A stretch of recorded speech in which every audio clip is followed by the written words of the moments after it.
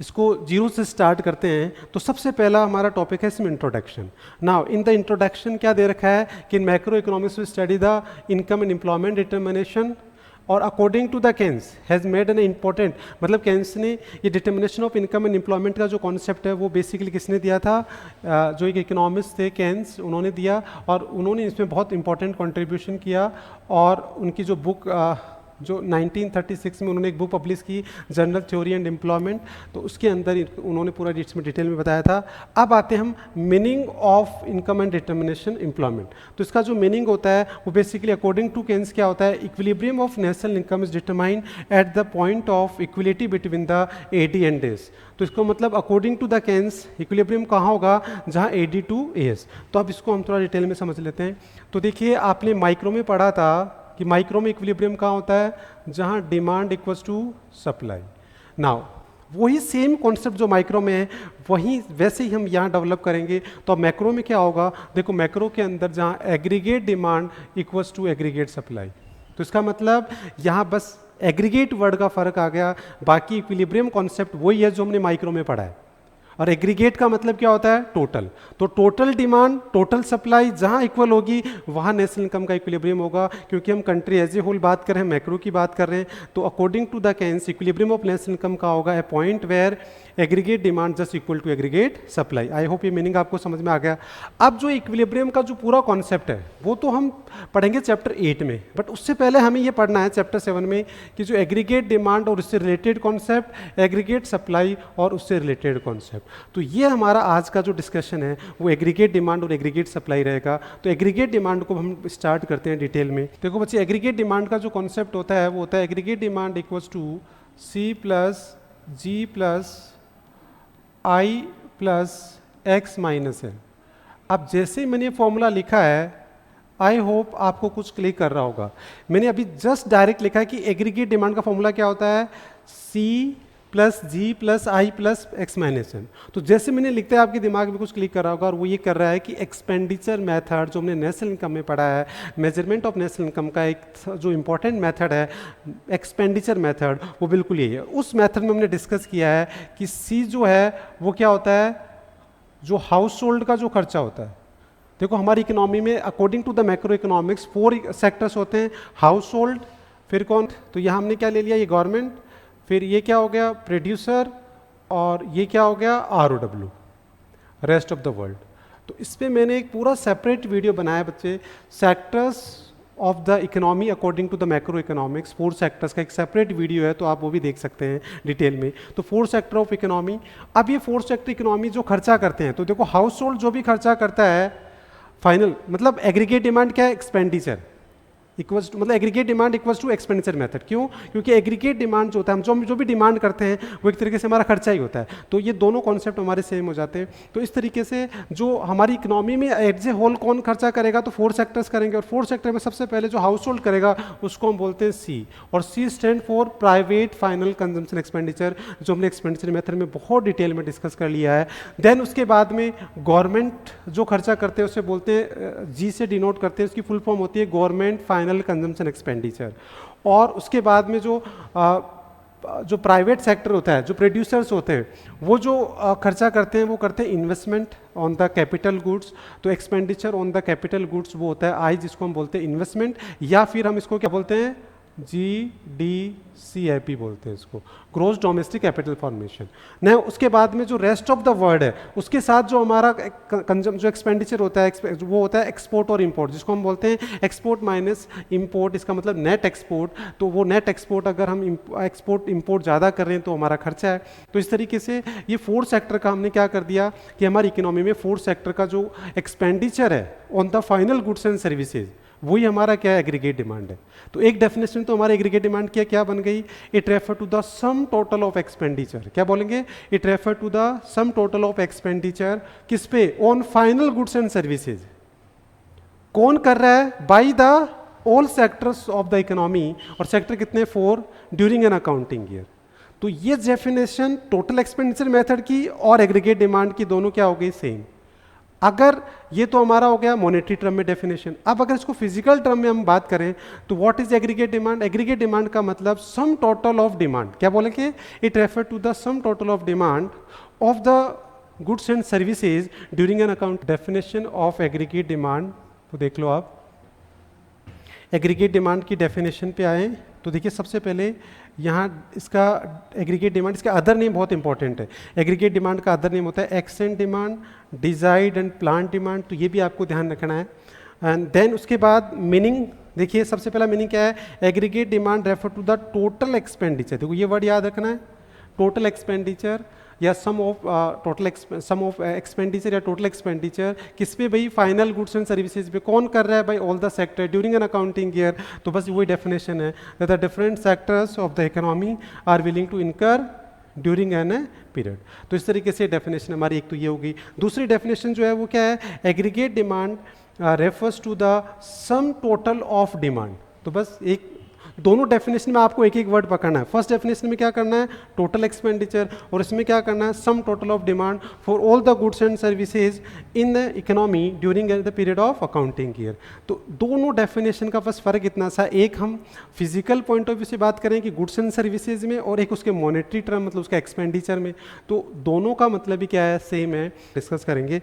तो I hope meaning समझ में आ गया। अब इसमें एक बहुत ही इंपॉर्टेंट चीज़ है बच्चे, वो देखिए कि please don't get confused with the देखो ये तो क्लियर हो गया, इस डेफिनेशन से बिल्कुल क्लियर हो गया कि एग्रीगेट डिमांड इस क्या होगा?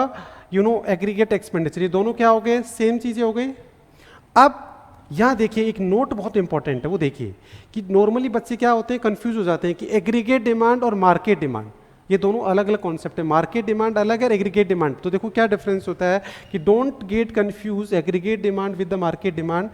AD is the total demand, ये हमने पढ़ा है कि एग्रीगेट डिमांड जो होता है वो sum total of demand of final goods and services होता है in the entire economy, whereas market demand is the total demand for one commodity.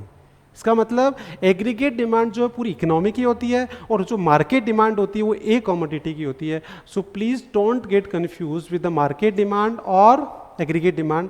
Aggregate demand macro economics का कॉन्सेप्ट है, और market demand क्या है? Micro का, because वो एक कॉमोडिटी की बात कर रहे हैं, पूरी इकोनॉमी की बात कर रहे हैं। तो आई होप ये मीनिंग आपको समझ में आ गया होगा ना। अब उसके बाद में हम इसके नेक्स्ट टॉपिक आता है कंपोनेंट्स। तो देखिए बच्चे, कंपोनेंट्स में हम क्या करेंगे? आफ्टर द मीनिंग कंपोनेंट्स में ये हमारे कंपोनेंट्स हो जाएंगे सी, जी, आई और एक्स। तो ये तो हो गया फोर सेक्टर इकोनॉमी में। तो according to the fourth sector economy component क्या होगा? पहला क्या होगा? प्राइवेट फाइनल कंजम्पशन एक्सपेंडिचर, फिर क्या होगा? गवर्नमेंट फाइनल एक्सपेंडिचर, फिर होगा इन्वेस्टमेंट एक्सपेंडिचर, और फिर नेट एक्सपोर्ट्स।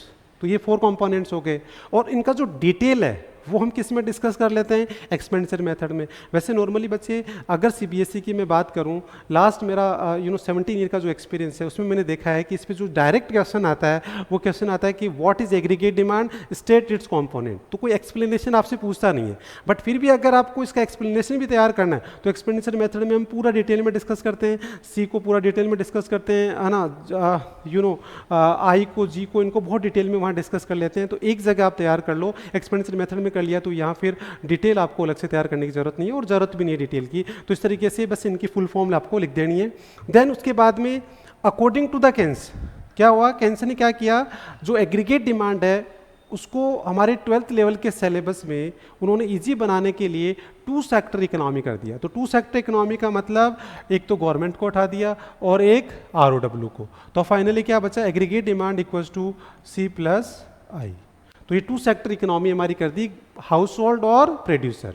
तो हाउस होल्ड का जो खर्चा होता है वो सी से डिनोट करते हैं, प्राइवेट फाइनल कंजम्पशन एक्सपेंडिचर, और जो प्रोड्यूसर है उसका जो होता है वो होता है इन्वेस्टमेंट एक्सपेंडिचर, जिसको हम आई से डिनोट करते हैं। तो हमारा फाइनली ये बहुत ईजी हो गया। टू सेक्टर में हम एग्रीगेट डिमांड पढ़ रहे हैं, only the 12th level, but आगे फर्दर इकोनॉमिक्स आप पढ़ोगे तो ये पूरा 4 सेक्टर में हम पढ़ते हैं।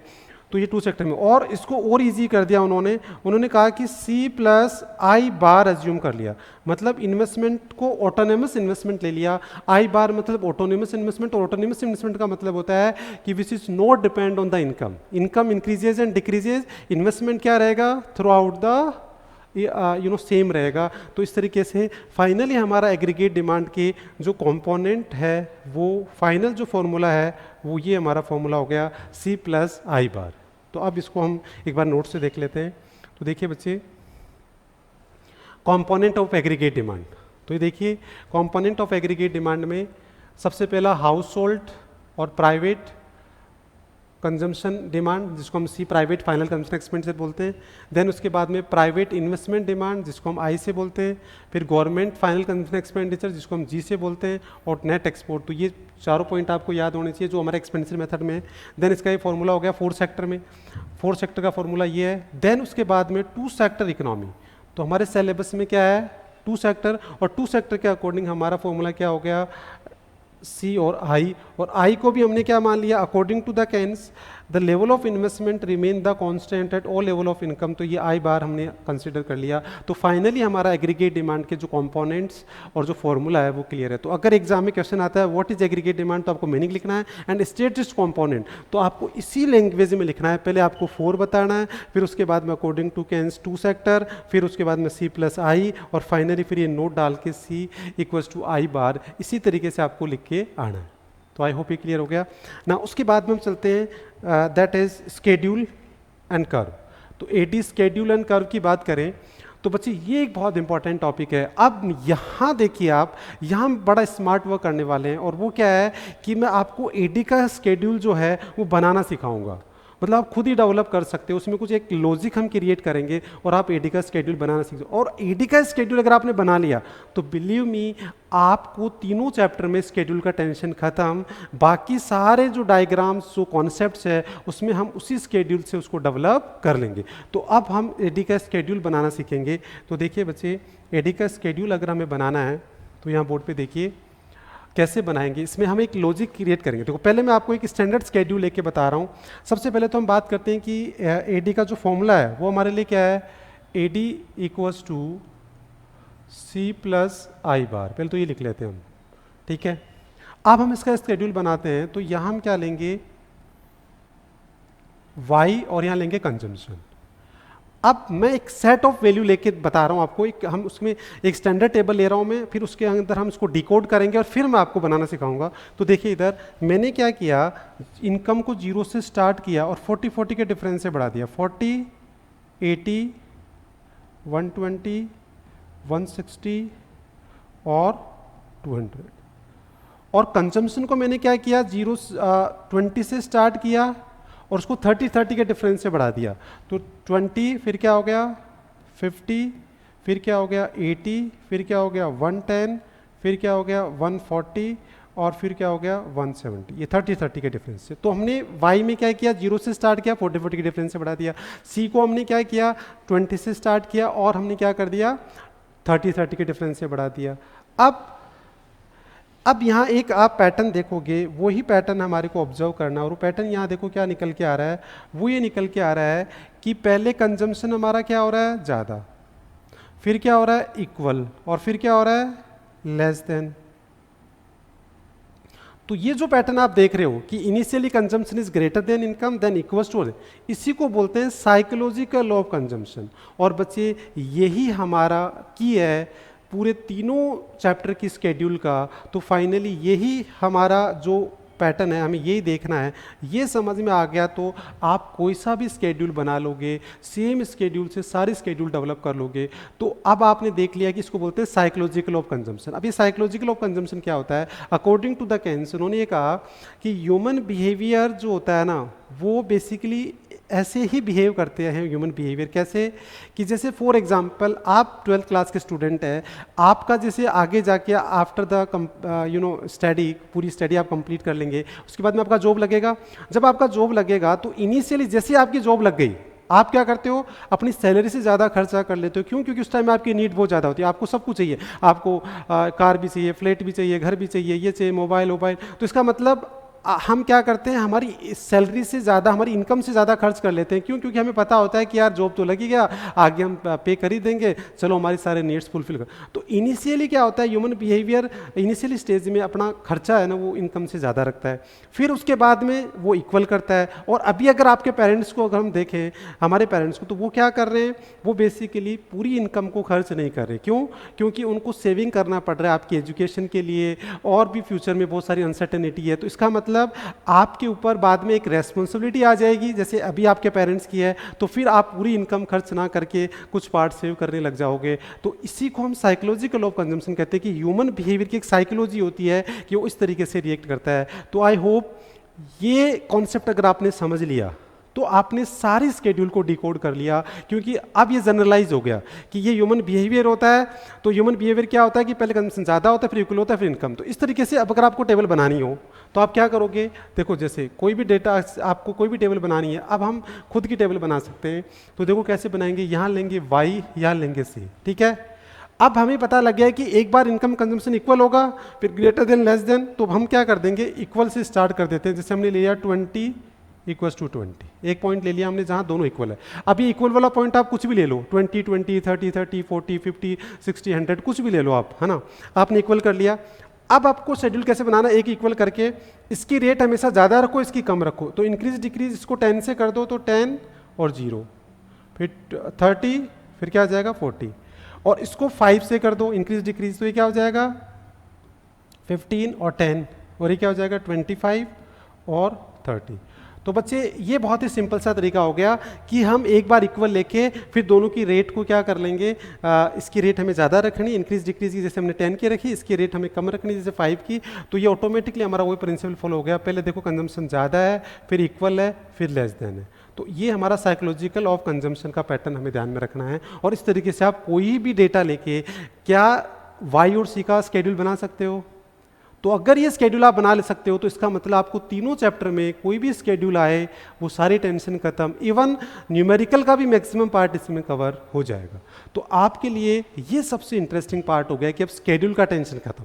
स्केड्यूल आप खुद बना सकते हो। जब स्केड्यूल आपने बना लिया तो डायग्राम आप खुद बना लोगे, और जब डायग्राम स्केड्यूल हो गया तो उससे तो फिर हम सब कुछ मीनिंग वीनिंग सारे डेवलप कर लेते हैं। तो इस तरीके से बहुत ही इंटरेस्टिंग हो जाता है। तो आई होप आपको ये मैंने एक बेसिक पैटर्न बता दिया। अब हम आगे चलते हैं। अब एग्रीगेट डिमांड का पूरा स्केड्यूल बनाएं, तो ये तो हो गया वाई और सी। अब इसी को हम कंटिन्यू करें तो आगे हमें आई को क्या मानना है, कांस्टेंट, क्योंकि अकॉर्डिंग टू द केन्स आई क्या रहेगा, कांस्टेंट। तो अब मेरा सजेशन आपसे है कि आई को कांस्टेंट रखना है, तो आप हमेशा जो जीरो इनकम पे कंजम्पशन लिया है, अब वो तो आप कुछ भी अज्यूम करेंगे, वो आप पे डिपेंड करता है डेटा क्या है, वही आप इसको क्या कर लो, कंसिडर कर लो। तो ये क्या ले लो 20 20 20 20 20 और 20, इस तरीके से इसको कांस्टेंट रख दिया। अब फाइनली हम एडी निकाल लेंगे। तो एडी क्या होता है बच्चे, एडी जो होता है वो क्या होता है, AD equals to C plus I. तो इन दोनों को ऐड कर दो। तो इन दोनों को ऐड करेंगे तो क्या आ जाएगा 40, देन 70, देन 100, देन 130, देन 160 और देन 190। तो ये फाइनली हमारा एडी का स्केड्यूल बन गया। तो अब इसके स्केड्यूल में पूरा आपको बस सी और आई को समझना था, वो मैंने आपको समझा दिया। आई को सी और वाई को सॉरी, और आई हमारे को क्या रखना है, कांस्टेंट, और उसके बाद में एडी का स्केड्यूल। तो स्केड्यूल का टेंशन खत्म, ये भी मैंने बनाना सिखा दिया। तो अब पूरी स्केड्यूल का टेंशन आपका खत्म हो गया। अब हम इसका डायग्राम बना लेते हैं। तो देखिए बच्चे, इसका डायग्राम हम बनाते हैं। तो डायग्राम बनाने के लिए आप क्या करोगे, एक्स एक्सिस वाई एक्सिस ये हम ड्रॉ कर लेंगे, यहाँ 0 मार्क्स कर देंगे, और ये हमारा क्या हो जाएगा वाई एक्सिस। अब एक्स एक्सिस पे हम क्या लेंगे, इनकम। यहाँ हम इनकम भी लिख सकते हैं, यहाँ हम क्या लिख सकते हैं, आउटपुट भी लिख सकते हैं, और हम यहाँ क्या लिख सकते हैं, एम्प्लॉयमेंट।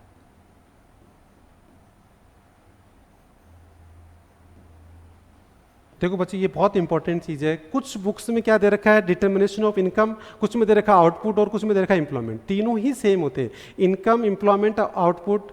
आपका determination of all three are the same, because इसका रीज़न क्या होता है, जितना हम एम्प्लॉयमेंट करेंगे उतना ही आउटपुट होगा, और जितना आउटपुट होगा उतना ही इनकम होगा। सो इसलिए डोंट गेट कन्फ्यूज। अगर आपके एग्जाम में क्वेश्चन आता है कि explain the determination of output या इनकम या एम्प्लॉयमेंट, तो ऑल आर द सेम।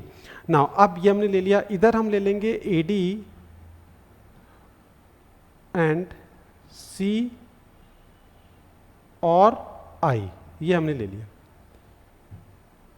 अब देखिए बच्चे, हम प्लॉटिंग करेंगे तो यहाँ एडी का देखो, एडी हम यहाँ इनकम लेंगे तो इनकम की जो वैल्यू हमारी ये है, तो इसमें 40-40 का डिफरेंस है, तो इक्वल 4 पार्ट में डिवाइड कर लो, 1 2 3 और 4 और 5 में करो, सॉरी। तो ये क्या हो गया, 40 80 120 160 और 200, ये हमने डिवाइड कर दिया। सेम अब ऐसे यहाँ भी देखो, एडी की जो हाईएस्ट वैल्यू वो ये 190 के आसपास, तो सेम इसके ले लो आप, इसको भी 5 पार्ट में 1 2 3 4 और 5, तो ये क्या हो गया 40 80, फिर क्या हो गया 120, देन 160 और ये क्या हो गया 200। तो ये हमने लेबलिंग कर ली पूरी। अब हम इसका प्लॉटिंग स्टार्ट करते हैं। तो सबसे पहले बच्चे अब इसमें हम करेंगे वो है हमारा आई। तो देखिए आई क्या है, 2020 है पूरा, तो ये 2020 मतलब ऑलमोस्ट ये हर जगह क्या रहेगा, ये पैरेलल टू एक्स एक्सिस बन जाएगा, मतलब 0 पे भी 20, 40 पे भी 20, 80 पे भी 20, सब पे 20 20 20 है। तो ये आई क्या हो जाएगा, parallel to X axis, because I क्या है, थ्रू आउट क्या है, कांस्टेंट है। तो ये हमने आई बना दिया। देन उसके बाद में हम बनाएंगे कंजम्पशन कर्व। क्या बनाएंगे, कंजम्पशन कर्व बनाएंगे। तो देखिए 0 पे कितना है 20, तो 0 पे 20 ये आएगा। देन 40 पे कितना है 50, तो 40 पे 50 ऑलमोस्ट दिस। देन उसके बाद में 80 to 80, 80 to 80। देन उसके बाद में 120 to 110, 120 to 110 almost this. Then उसके बाद में 160 to 140, तो 160 पे 140 ऑलमोस्ट दिस। देन उसके बाद में 200 पे 170, तो 200 पे ये आ जाएगा 1। और इसको हम फ्री हैंड मेथड से क्या कर देंगे, इस लाइन को हम जॉइंट कर देंगे, और ये हमारे पास क्या बन गया बच्चे, कंजम्पशन कर्व। ये हमारा कंजम्पशन कर्व बन गया है। अब हम इसमें एडी का कर्व बनाएंगे। तो देखो एडी का कर्व बनाने के लिए अब हम इसमें क्या करेंगे, सबसे पहले हम ले लेंगे 0 पे 40, तो ये आ जाएगा। देन उसके बाद में 70, तो 70 ऑलमोस्ट दिस ये आ जाएगा। देन 100, तो 100 का मतलब ये मिड में ये आ जाएगा। देन उसके बाद में 130, तो 130 ऑलमोस्ट दिस ये आ जाएगा। देन 160, तो 160 पे 160 ये आ जाएगा। और देन फिर आ जाएगा 190, मतलब ऑलमोस्ट दिस।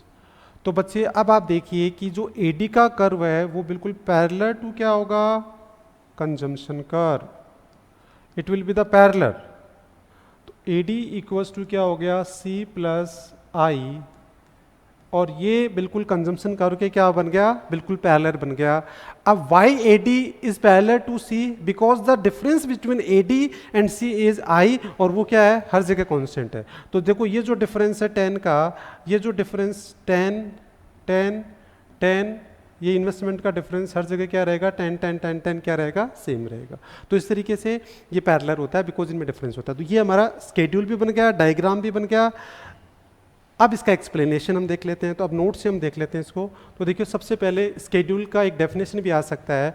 तो स्केड्यूल की डेफिनेशन क्या बोलोगे, एडी स्केड्यूल इक्वल्स टू, वैसे नॉर्मली स्केड्यूल क्या है, देखो स्केड्यूल का मतलब क्या है कि schedule is the tabular presentation. क्या होती है basically, it is the table, is the table which shows the you know positive relationship between income and aggregate demand. तो इस तरीके से भी हम डिफाइन कर सकते हैं। बाकी जो प्रॉपर डेफिनेशन है वो आप देख लो कि क्या होगा। इट इज़ द टेबल, वो ये showing the desire expenditure of the people at their different level. Desire expenditure मतलब ये क्या हो गया, एग्रीगेट डिमांड हो गया, मतलब डिमांड। और तो इस तरीके से हम टेबल की डेफिनेशन मतलब शेड्यूल की मतलब क्या होती है, टेबल होती है जो किसका रिलेशन दिखाता है, डिमांड का और इनकम का, और जिनमें पॉजिटिव रिलेशनशिप होता है। तो ये डेफिनेशन हो गई। देन उसके बाद फिर आता है नेक्स्ट, दैट इज ये क्या आ गया, स्केड्यूल आ गया। ये पूरा स्केड्यूल बना हुआ है, ये इनकम, ये मैंने आपको बनाना सिखा दिया। देन उसके बाद फिर इसका क्या बन गया, डायग्राम। ये भी मैंने आपको बनाना सिखा दिया पूरा अच्छे से, डायग्राम स्केड्यूल। देन उसके बाद में अगर एक 1 मार्क्स में आ जाएगी एग्रीगेट डिमांड कर्व की डेफिनेशन, तो क्या बोलोगे बच्चे, diagrammatic presentation of aggregate demand schedule. तो वो क्या होता है, एग्रीगेट डिमांड कर्व होता है। तो वो भी एक 1 मार्क्स में आप कवर कर सकते हैं। अब जो सबसे इंपॉर्टेंट पार्ट है इसमें, वो बच्चे एक्सप्लेनेशन। तो देखिए एक्सप्लेनेशन को देखिए, ये बहुत ही इंपॉर्टेंट पार्ट है इसका। तो देखो एक्सप्लेनेशन में आपको क्या करना है, सबसे पहले from AD schedule and AD, सबसे पहला देखिए क्या है कि there is always some minimum level of consumption demand when income is zero. मतलब हम ये कहना चाह रहे हैं कि जो ये हमारी जीरो इनकम है उस पर भी हमने कंजम्पशन 20 लिया। तो ये क्यों लिया, ये भी अब क्वेश्चन होता है कि why we take the 20 as a consumption at zero income. इसका रीज़न बच्चे क्या होता है, इसका रीज़न ये होता है कि जो हमारी बेसिक नीड्स होती है, जो हमारा मिनिमम कंजम्पशन होता ही होता है, चाहे हमारी इनकम जीरो होगी तो भी हम क्या होगा, कुछ ना कुछ कंजम्पशन। जैसे आपने देखा लॉकडाउन लगा कोविड की वजह से, अब जैसे जो कैजुअल वर्कर्स थे उनके पास क्या होता है, वो डेली बेसिस पे अपना सर्वाइवल करते हैं। जैसे आज काम किया, आज पैसे आए, आज उन्होंने डिमांड की। अब अगर आप सोचो उन लॉकडाउन लग गया, उनको काम नहीं मिला, तो अब नेक्स्ट डे उनके पास तो कुछ भी नहीं था, तो फिर भी उन्होंने कंजम्पशन किया। कैसे किया, क्योंकि उन्होंने अपनी पास सेविंग से किसी से लोन लिया या कुछ भी किया, किस तरीके से। तो इसका मतलब हम हमारी बेसिक नीड्स की वजह से जीरो इनकम पे भी कंजम्पशन करते ही करते हैं। तो ये हमने इसमें बता दिया, क्या बताया कि there was always minimum level of demand when. फिर सेकंड क्या हो गया, I, investment. Investment is autonomous, जो मैंने बता दिया कि इन्वेस्टमेंट जो हमारा वो कांस्टेंट रहता है, which is not depend on income. फिर उसके बाद में हमने बता दिया कि as income rises demand also rises, after certain particular level income reach the people start saving. तो ये मैंने आपको साइकोलॉजिकल ऑफ कंजम्पशन बता ही दिया कि शुरू में क्या होगा, इनकम बढ़ेगी बट कंजम्पशन नहीं बढ़ेगा, बट वो ग्रेटर देन बढ़ेगा, फिर इक्वल होगा, फिर लेस देन होगा, फिर वो सेविंग करेंगे, सब कुछ मैंने आपको बता दिया। Then AD is the sum of C plus I a different level. तो ये हम तरीके से एक डायग्राम का एक्सप्लेनेशन भी लिख सकते हैं। तो ये एक पूरा कंप्लीट टॉपिक हो गया बच्चे कि एग्रीगेट डिमांड का पूरा टॉपिक हो गया कि व्हाट इज एग्रीगेट डिमांड, उसका डेफिनेशन, फिर उसके कंपोनेंट, फिर उसके बाद में उसका स्केड्यूल, फिर डायग्राम और डायग्राम का एक्सप्लेनेशन। तो ये कंप्लीट पैकेज हमारा हो गया। वैसे मोस्ट ऑफ द टाइम अभी तक जो क्वेश्चन आया है वो इस पे आया है कि what is aggregate demand, state it's component. तो बेसिकली क्वेश्चन तो ये आता है। बाकी जो स्केड्यूल डायग्राम है वो हमारा इनडायरेक्टली बहुत आगे काम आने वाला है, हर चैप्टर में हर जगह ही काम आएगा इस यूनिट में। तो आई होप ये एग्रीगेट डिमांड का कॉन्सेप्ट आपको क्लियर हो।